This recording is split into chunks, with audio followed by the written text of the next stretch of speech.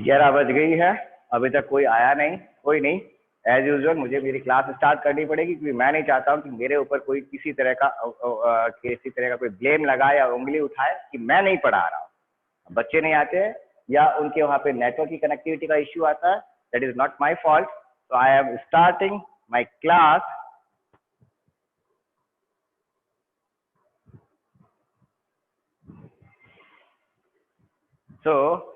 जैसा कि हमने अब तक जो किया था, cardinal points of two lens system, two thin lens system की हम बात कर रहे थे, टू थिन लेंथ सिस्टम की, और हमने कार्डिनल पॉइंट्स की जो लोकेशन है उनको हमने लोकेट कर लिया था। और वो लोकेशन जो हमारे, वापस मैं उस चीज को रिपीट कर रहा हूं, हमारे जो कार्डिनल पॉइंट्स आए थे वो कार्डिनल पॉइंट्स मेरे पास में, अगर मेरे पास में लेंथ 1, लेंथ 2, टू लेंसेज रखे हुए हैं, लेंथ L1, लेंथ L2, दोनों के बीच की डिस्टेंस D डिस्टेंस है और दोनों लेंसेज थिन लेंसेज हैं। तो इस केस के अंदर हमने कार्डिनल पॉइंट फाइंड आउट कर लिए थे। वो कार्डिनल पॉइंट्स आ गए थे मेरे यहाँ पर H1 point, H2 point.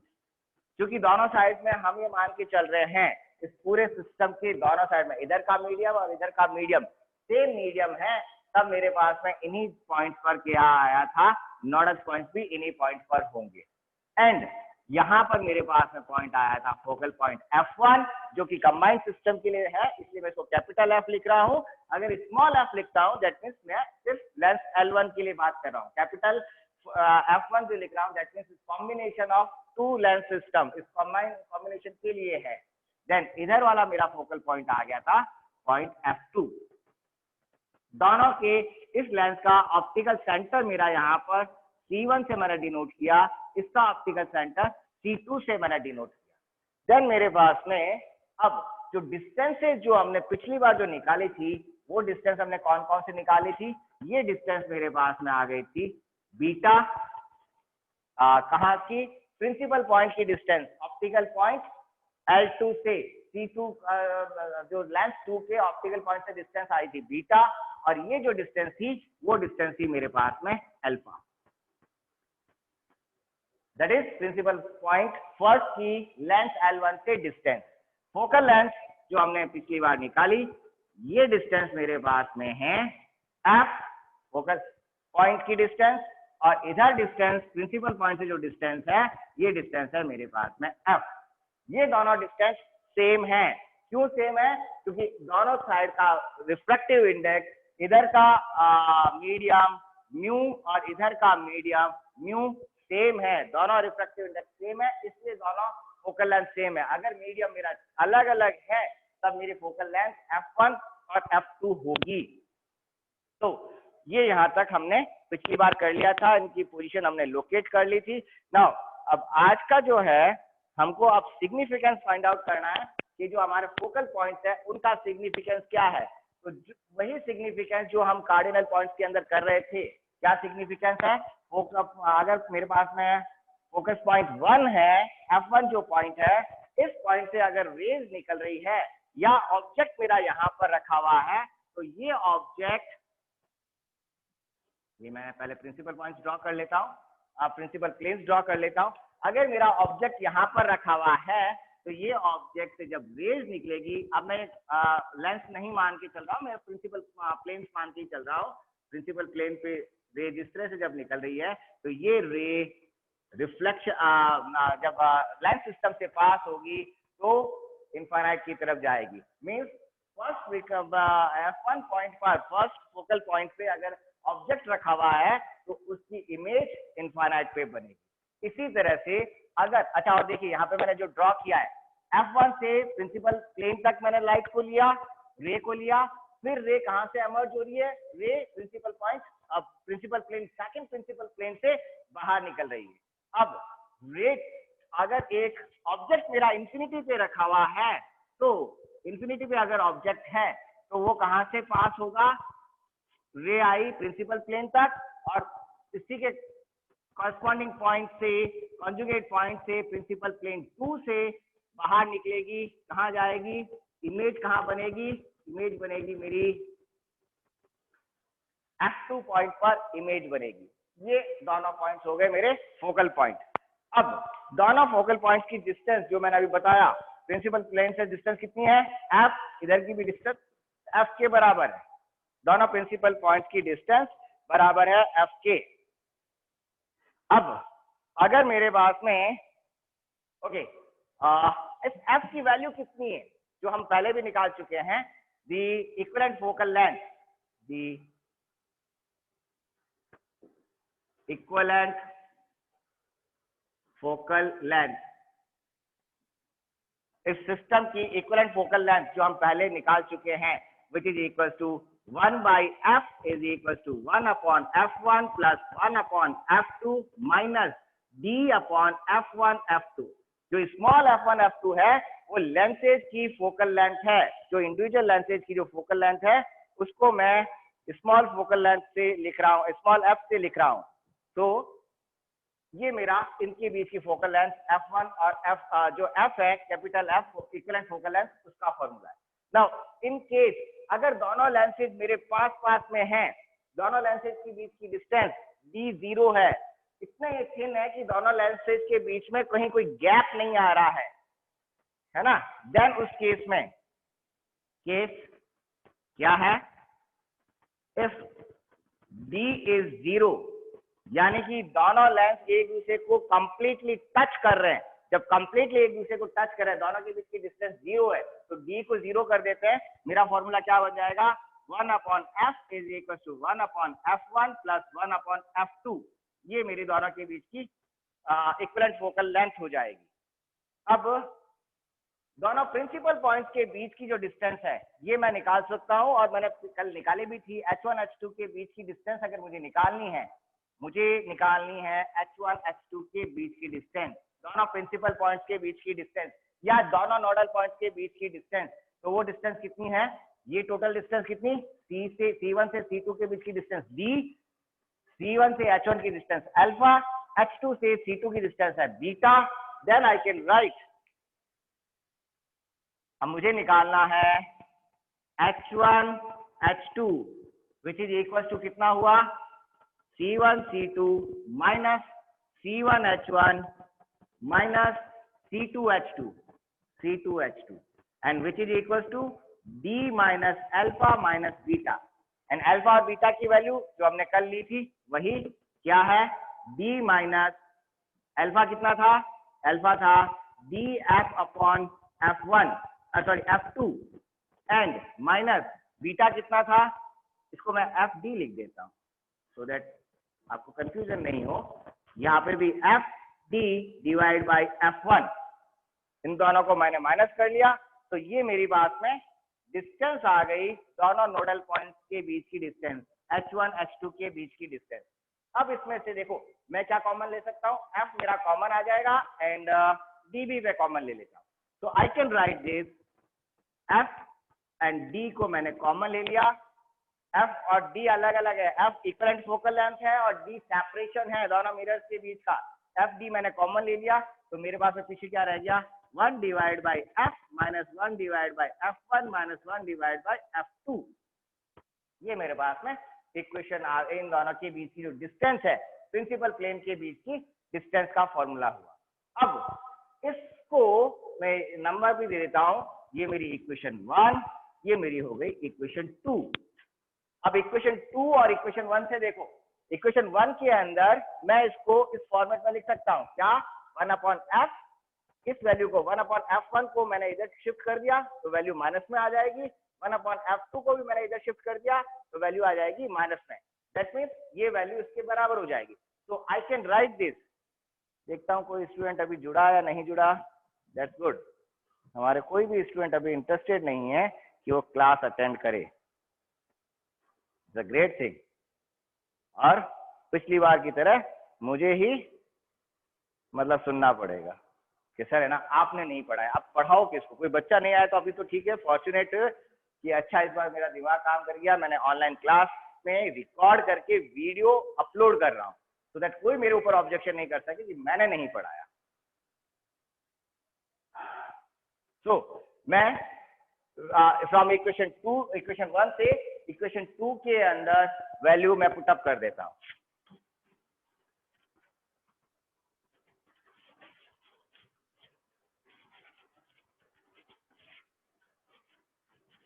I am sorry, ये फ्रस्ट्रेशन निकलता है क्योंकि है ना, मतलब आदमी जो काम करता है और उसको अवार्ड या रिवार्ड की जगह उसको आप टॉर्चर करते हो, तो हमेशा इसी तरह से कहीं ना कहीं तो आदमी अपनी परेशानी को बताएगा।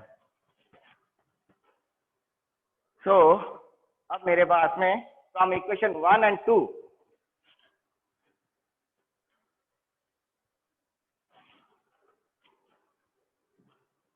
फ्रॉम इक्वेशन 1 and 2 क्या हुआ, H1 H2 is equal to F multiplied by D bracket में इस होल की वैल्यू की जगह फ्रॉम इक्वेशन 1 से ये वैल्यू उधर शिफ्ट हो गई, तो मुझे क्या वैल्यू मिल गई, minus D divide by F1 F2 minus D divide by F1 F2, ये वैल्यू मेरी यहाँ पर वैल्यू।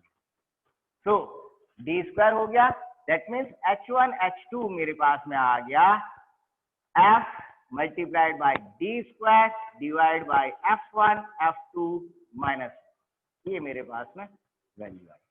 अब इस वैल्यू से मेरा सिस्टम किस तरह का है, H1 H2 कहां पर है, वो मैं फाइंड आउट कर सकता हूं। If this value is positive, positive means ये जो वैल्यू है इसी फॉर्मेट में आ रही है, अगर ये वैल्यू आती है दैट मीन्स मेरे पास में H1 और H2 जो है वो पहले H1 पॉइंट आ रहा है फिर H2 पॉइंट आ रहा है। अगर इस तरह की मेरे पास में वैल्यू है दैट मीन्स मुझे क्या मिल रहा है,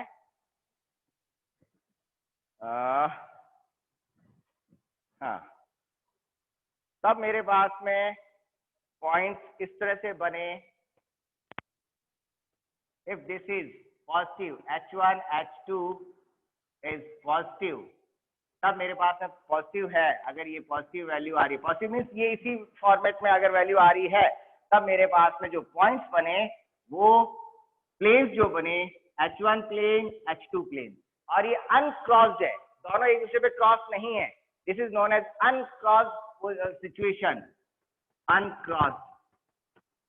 और अगर H1 H2 नेगेटिव आता है, यानी इस वैल्यू की जगह नेगेटिव की जगह यहाँ पे वैल्यू पॉजिटिव अगर आती है, if it is a positive, that is H1 H2 is equal to minus negative sign के साथ में अगर ये वैल्यू आती है, तब मेरे पास में सीन क्या हो जाएगा कि H2 पॉइंट जो है वो इधर है और H1 पॉइंट उधर चला जाएगा। दोनों में फर्क देखो, यहाँ पर H1 इधर H2 उधर है, यहाँ ये दोनों पॉइंट उल्टे हो गए, H2 H1 हो गया, तो ये पोजीशन कहलाती है क्रॉस्ड पोजीशन, जहां पर H1 और H2 प्लेन जो है वो आपस में क्रॉस हो गए हैं, ये क्रॉस पोजीशन कहलाएगी। देन नेक्स्ट, अब इसी को आगे और करें, इसको करूं, चलो आगे करते हैं। इसी के अंदर if D is equal to 0 case, if D is equals to 0, D is equals to 0 का मतलब दोनों थिन लेंसेज टच कर रहे हैं और बहुत फाइन है, मीन्स दोनों जो लेंसेज है बहुत फाइन लेंसेज है, दोनों के बीच में थिकनेस 0 है, कहीं कोई एयर या कहीं कोई मीडियम नहीं आ रहा है, कहीं कोई सेपरेशन नहीं है, उस केस में क्या हो जाएगा, H1 H2 क्या हो जाएगा 0। H1 H2 0 होने का मतलब क्या हो गया, H1 प्लेन और H2 प्लेन एक दूसरे के ऊपर कॉन्साइड कर रहे हैं, दैट मीन्स H1 H2 के बीच का गैप 0, दोनों प्लेन एक ही ऊपर है, that means both principal planes coincide on each other, एक दूसरे के ऊपर कॉन्साइड कर रहे हैं, each other एक दूसरे के ऊपर कॉन्साइड करेंगे, ठीक है। Now next,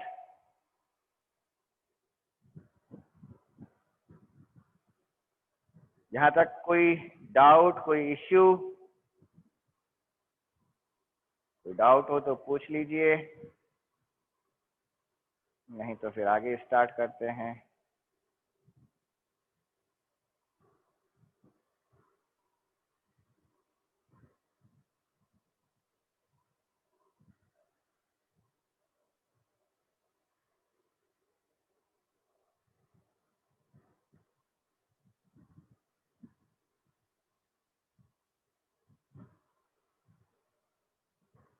कोई डाउट हो तो पूछ लो, अदरवाइज इसको लिख लो।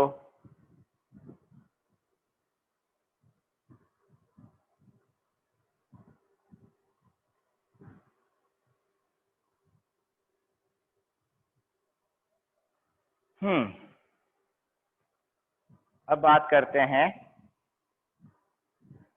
पावर की, lens power, power of coaxial system. इसको साफ कर दूं?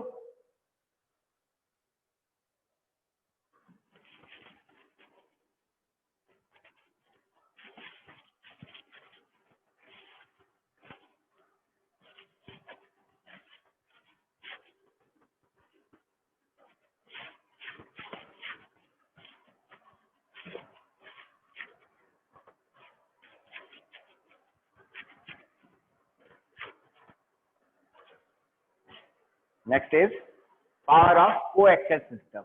अभी हम थिन लेंसेज के लिए ही बात कर रहे हैं। Power of coaxial system of two thin lenses. वही टॉपिक चल रहा है, अभी हमारा कोई नया टॉपिक नहीं है। So power is basically, it is defined by the inverse of focal length। Focal length का जो रेसिप्रोकल वैल्यू है which is known as power, and as usual आप जानते हैं, सब जानते हो, तो पावर की जो यूनिट है वो होती है 1/, अगर हमारी फोकल लेंथ को मैंने मीटर में मेजर कर रखा है तो 1/मीटर, and which is known as dioptre. इसको मैं डायप्टर से लिखता हूं। पावर की जो यूनिट है इसको मैं डायोप्टर से लिखता हूं। डायोप्टर, डायोप्टर से मैं इसको लिखता हूं। नाउ अब पावर क्या है? 1/f। तो जो हमारा फॉर्मूला था इक्विवेलेंट फोकल लेंथ का, वो क्या था? 1/f is equal to 1/f1 minus plus 1/f2 minus d divide by f1 f2। तो पावर को पावर के फॉर्मेट में अगर इसको लिखूं तो ये हो गया 1/f is p equivalent power of, ये power of coaxial system 1/f capital F जो इक्विवेलेंट फोकल लेंथ है उससे पावर निकल गई, इक्विवेलेंट लेंथ सिस्टम की पावर। लाइट चली गई, देखता हूं साफ दिखाई दे रहा है, जब तो मैं इसको रिकॉर्ड तो करूं। यस, ठीक है। And 1/f1 will be the power of, capital P से लिखा जाएगा, power of length 1 plus 1/f2 को मैं लिखूंगा power of length 2 minus d multiplied by P1 P2। ये मेरे पास में पावर का फॉर्मूला हुआ। कब? जब दो लेंथ के बीच का सेपरेशन d सेपरेशन है। If d is 0, if d is 0 then power का फॉर्मूला क्या हो जाएगा? P is equal to P1 plus P2, यानी कि इंडिविजुअल पावर का sum of the individual power, individual length के पावर की सम के बराबर हो जाएगा।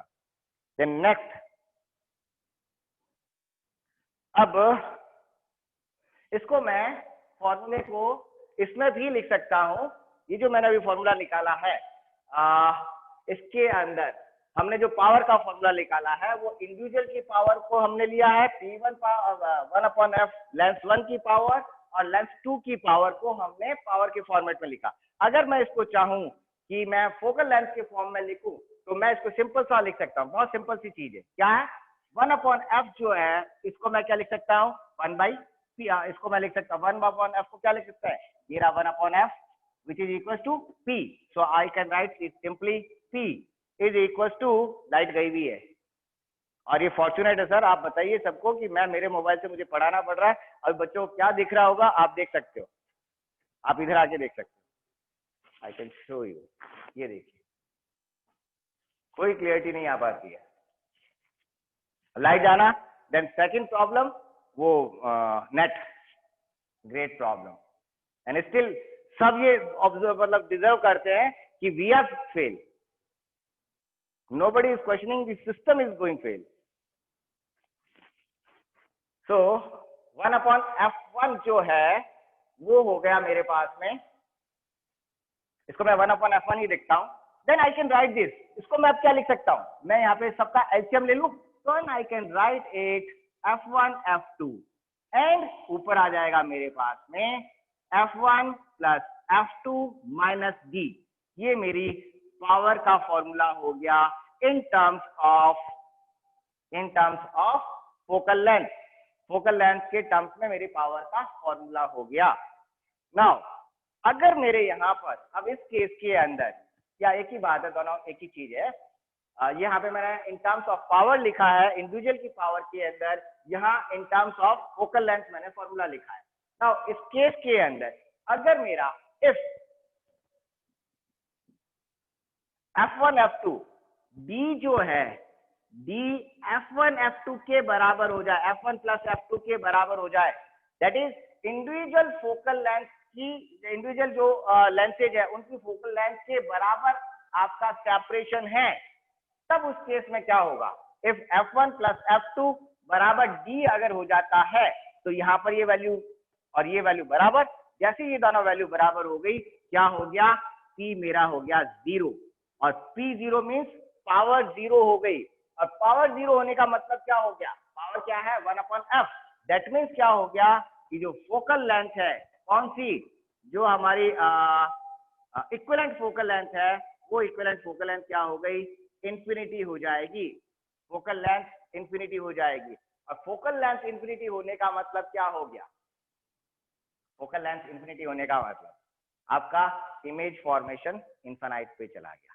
इमेज फॉर्मेशन नहीं हो पाएगा, पावर ही मेरी 0 होगी, इमेज फॉर्मेशन यहां पर मेरा इंफिनिटी पे जाएगा। Then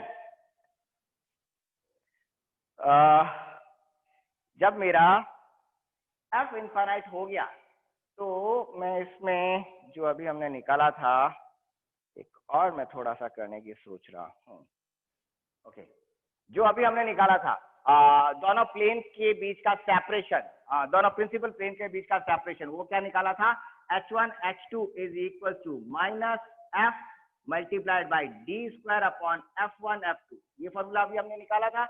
then f is equal to infinity, तो प्लेन कहाँ चला गया, h1 h2, जो हमारा जो प्लेन के बीच का सेपरेशन है, वो सेपरेशन क्या हो गया, इनफाइनाइट, कौन से प्लेन के बीच का सेपरेशन, प्रिंसिपल प्लेन्स के बीच का सेपरेशन इनफाइनाइट हो गया, मींस h1 प्लेन मेरा इस साइड इनफाइनाइट पे चला गया, h2 प्लेन मेरा इस साइड इनफाइनाइट पे चला गया, दोनों प्रिंसिपल प्लेन इनफाइनाइट पर चले जाते हैं, कब, जब हमारे पॉइंट के बीच, जब हमारा सेपरेशन फोकल पॉइंट के इक्वल होगा, तब हमारे प्रिंसिपल प्लेन्स शिफ्ट हो जाते हैं इंफिनिटी के ऊपर,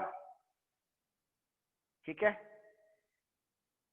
नाउ एक और चीज हम इसमें कर लेते हैं, फिर हमारा ये टॉपिक कंप्लीट हो जाएगा, ऑप्टिकल सेपरेशन। ऑप्टिकल सेपरेशन क्या है, ये value, this is known as optical separation, del, and it is denote, ये जो वैल्यू है it is denoted by del, delta से इसको डिनोट किया जाता है, delta is equal to f1 plus f2 minus d, sorry इसमें मुझे माइनस कॉमन लेना था, चलिए ये ले लेते हैं, इसमें नहीं माइनस कॉमन लेना था, आई कैन राइट इट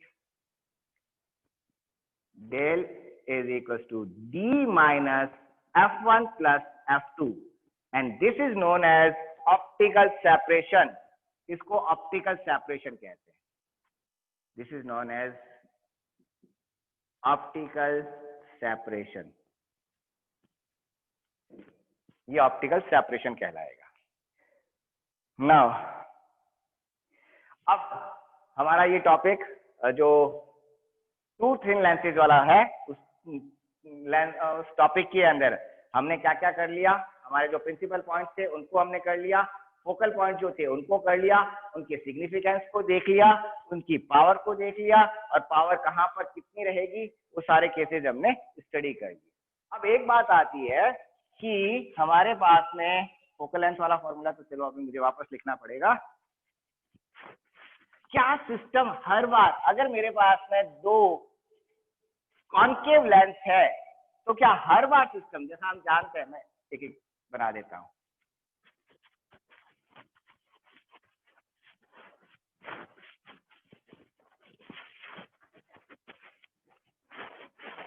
अभी लाइट जा चुकी है, मेरे मोबाइल की जितनी बैटरी है और जितना डेटा बाकी है, जो नेटवर्क की स्पीड आ रही है, उससे जो कुछ भी हो रहा है चल रहा है, और लैपटॉप की जितनी भी बैटरी है, जब तक चलेगा, जब तक मेरी क्लास पूरी, दोनों में से जो पहले हो जाए वहां तक हम इस क्लास को कंटिन्यू करेंगे।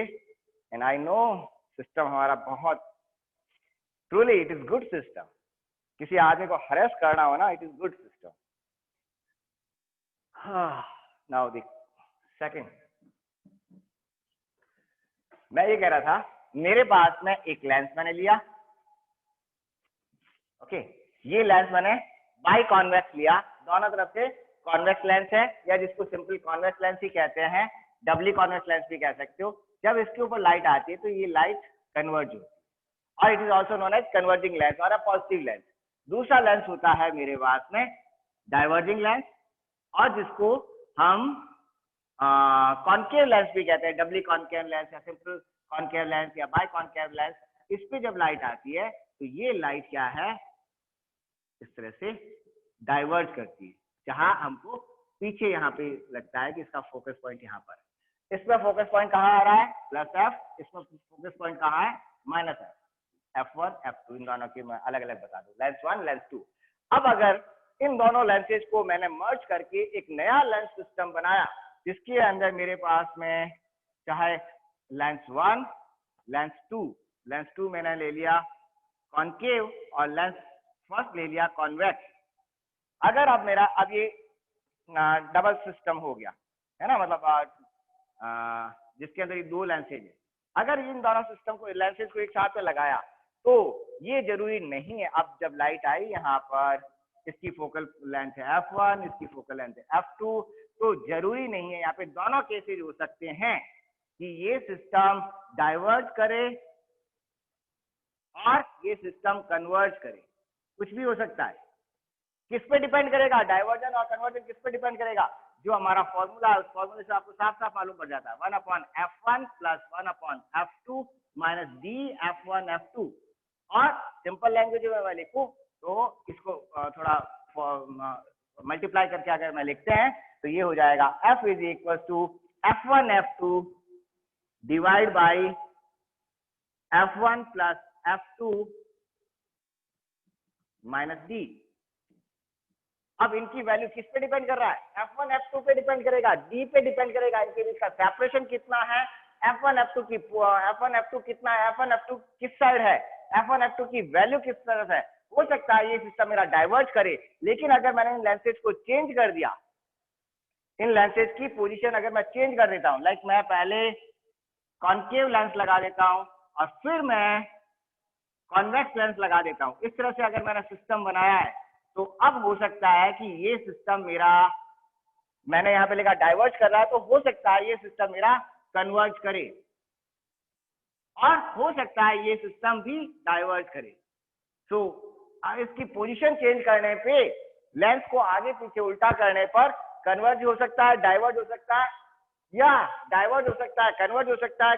ये सारी चीजें किस पे डिपेंड करेगी कि f कौन सा आ रहा है, f अगर पॉजिटिव आ रहा है जब तो कन्वर्ज करेगा, f अगर नेगेटिव आ रहा है तो डाइवर्ज करेगा। अब f किस पे डिपेंड कर रहा है, f डिपेंड कर रहा है f1 पे, f2 पे एंड d के ऊपर, सेपरेशन पर डिपेंड करेगा, इन सारी वैल्यूज पर f डिपेंड कर रहा है।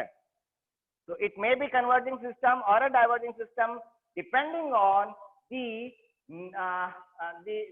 डिपेंडिंग ऑन द पोजीशन, कौन सा मिरर, कौन सा लेंस कहां पर रखा हुआ है, एंड उनकी फोकल लेंथ क्या है, एंड उनके बीच का सेपरेशन कितना है। उन 3 फैक्टर्स पे डिपेंड करेगा। नाउ नेक्स्ट, तो यहाँ पर हमारा ये टॉपिक कंप्लीट हुआ थिन लेंसेज का।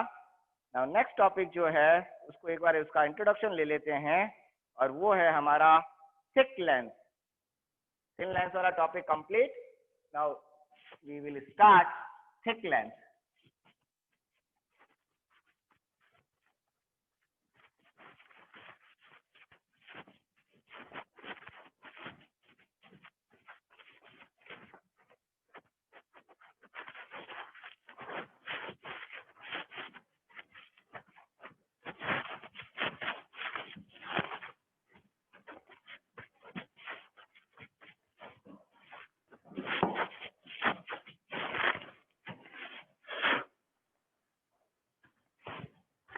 Now thick lens.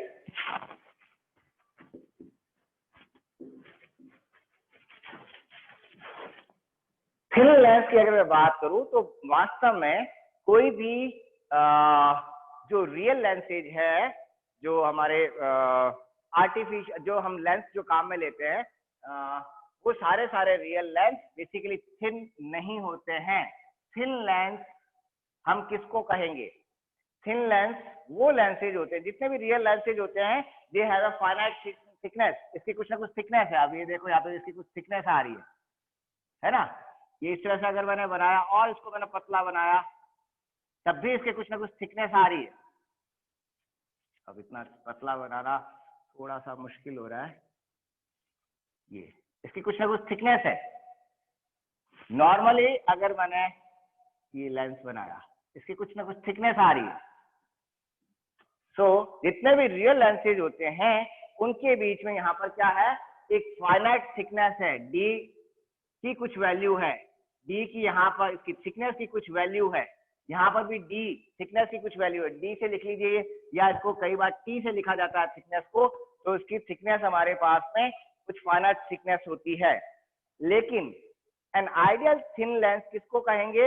Ideal thin lens उनको कहेंगे जिनके जो दोनों कर्वेचर्स हैं, इन कर्वेचर्स की ऑप्टिकल पावर अगर 0 है।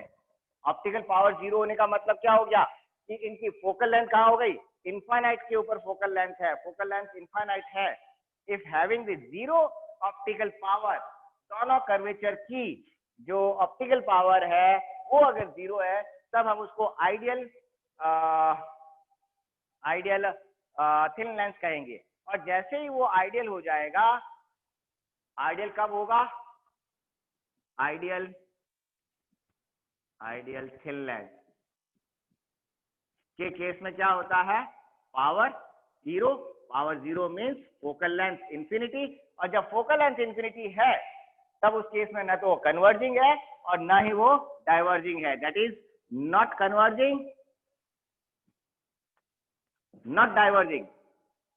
ना तो कन्वर्जिंग होगा, ना ही वो डाइवर्जिंग होगा। तब उसको हम वो हमारा आइडियल थिन लेंस होगा। बेसिकली जितने भी लेंसेज हैं हम वो थिक लेंसेज होते हैं, लेकिन हम यहाँ पर इसको इस ढंग से कंसीडर कर सकते हैं कि उनके बीच की थिकनेस अगर जो है, वो थिकनेस अगर हमारे पास में, इसको मैं थिन लेंस कंसीडर कर सकता हूं if this can be considered as this can be considered as thin lens कब? when t is less than focal length. if t focal length से कम है, the thickness is comparable to the focal length, अगर ये इसकी comparable भी है तब भी मैं इसको थिन लेंस कह दूंगा। तब भी मैं इसको कंपेरेबल है, देन इट इज, सॉरी गलत लिख दिया, लेस देन है तो ये थिन लेंस होगा, और अगर ये इसकी कंपेरेबल है तो ये हो जाएगा थिक लेंस। अगर थिकनेस इसकी कंपेरेबल है या ग्रेटर देन है, if T is greater than F और equal to F, then it is known as thick lens. तब मैं उसको थिक लेंस कहूंगा। ओके, नाउ नेक्स्ट पॉइंट आता है इसके अंदर। जैसे मेरे पास में अब थिक लेंस हो गया, थिक लेंस में थोड़ा सा बड़ा बना लेता हूँ सो दैट हमको समझ में इजीली आ जाए। ये मेरा थिक लेंस हुआ, ठीक है। और थिन लेंस कैसा था, ये मेरा थिन लेंस था। जब मैं थिन लेंस बनाता हूँ, थिन लेंस को जब हम काम में लेते हैं, तब उस केस में मेरे पास में ऑप्टिकल सेंटर एक ही है।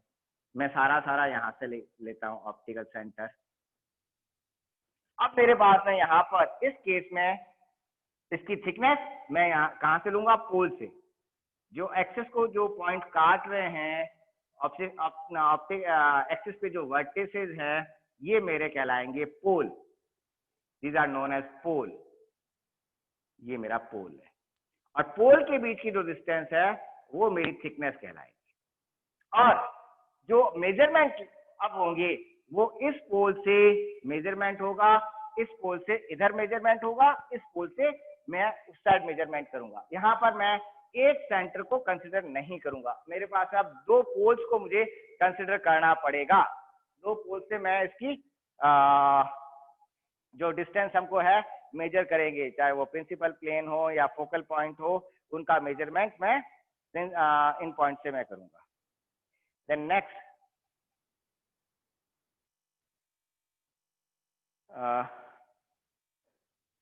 जो अभी मैंने बताया वही, लाइक अगर मेरे पास में ये है तो ये मैंने क्या बनाया, दोनों साइडों में कर्व्ड सरफेस है, तो ये मेरा कॉन्वेक्स लेंस हो गया। डबली कॉन्वेक्स लेंस भी कह सकते हैं, बाई कॉन्वेक्स लेंस भी कह सकते हैं। और ये कन्वर्जिंग लेंस है, इसकी फोकल लेंथ पॉजिटिव रहेगी। इसका उल्टा अगर मैंने बना दिया, दैट मीन्स मैंने अगर इस तरह का बनाया, तो पहली बात तो अब मुझे इसके अंदर ये पता लगाना है कि इसकी थिकनेस में कौन सी कंसिडर करूंगा। ये मैंने इसकी ऑप्टिक एक्सिस बना दी, हमारी जो प्रिंसिपल एक्सिस है वो मैंने हाँ प्रिंसिपल एक्सिस मैंने बनाई। अब मैं इसमें ऑप्टिकल पॉइंट्स कौन से, इसमें थिकनेस कौन सी कंसिडर करूंगा, क्या ये इसकी थिकनेस मानी जाएगी या ये मानी जाएगी या ये मानी जाएगी।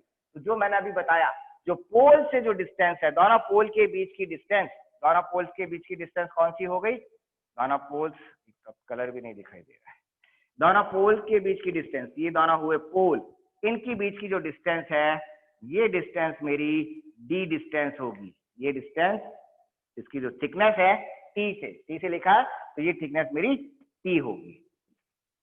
और ये लेंस कैसा हो गया, जो अभी मैंने पहले बताया था, ये मेरा लाइट आ रही है, लाइट को क्या करेगा, डाइवर्ज कर रहा है। जब लाइट डाइवर्ज हो रही है मीन्स इसका मतलब यहाँ पे वर्चुअली ये पीछे यहाँ पर फोकस पॉइंट पे मिल रही है, अगर लाइट इनफाइनाइट से आ रही है तो ये मेरा डाइवर्जिंग लेंस या नेगेटिव लेंस भी इसको हम कहते हैं। कन्वर्जिंग लेंस को हम पॉजिटिव लेंस कहते हैं। अब यहाँ पर मेरे पास में दो सरफेस और हो गई, एक ये सरफेस, ये सरफेस।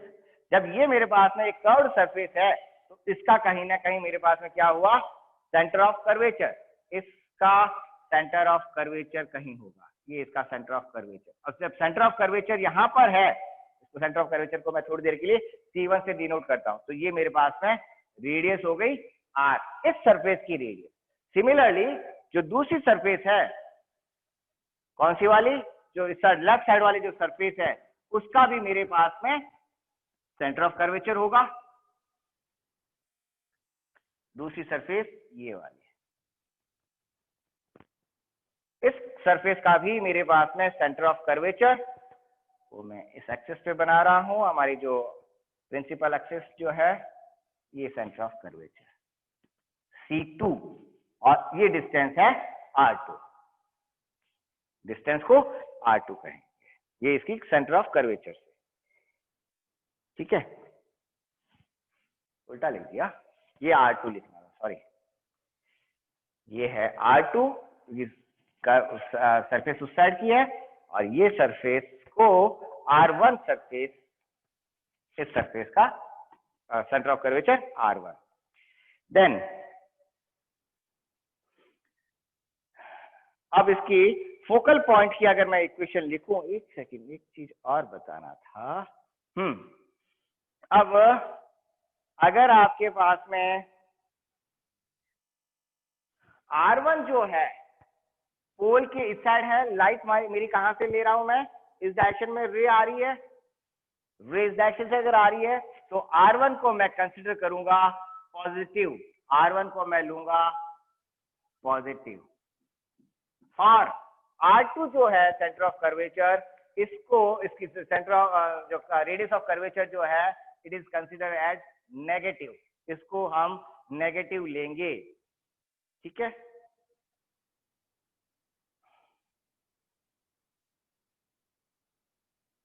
ठीक है, नाउ अब फोकल पॉइंट की फोकल लेंथ की बात करूं, जब मेरे पास थिक लेंथ है तो थिक लेंथ में फोकल लेंथ का फॉर्मूला फिलहाल मैं अभी लिख रहा हूं, हम इसका डेरिवेशन नेक्स्ट क्लास में करेंगे। और वो डेरिवेशन वैसे भी करने की ऐसा रिक्वायरमेंट तो नहीं है, बिकॉज आप लोग बीएससी सॉरी उसमें स्कूल में पढ़ चुके हो। लेंथ फॉर्मूला, लेंथ मेकर जो फॉर्मूला है क्या, 1/f इज इक्वल टू किसके बराबर होता है, 1/f स्मॉल f, क्योंकि अभी हम एक ही लेंथ की बात कर रहे हैं तो मैं इसको स्मॉल f लिख देता हूँ। 1/f इज इक्वल टू क्या होता है, mu minus 1, mu minus 1। What is mu, mu is a thickness किसकी, इसकी आपके sorry mu is a refractive index of A length, is equal bracket में 1/r1 minus 1/r2 plus mu minus 1 divide by r1 r2 divide by mu r1 r2 multiplied by t, ये होता है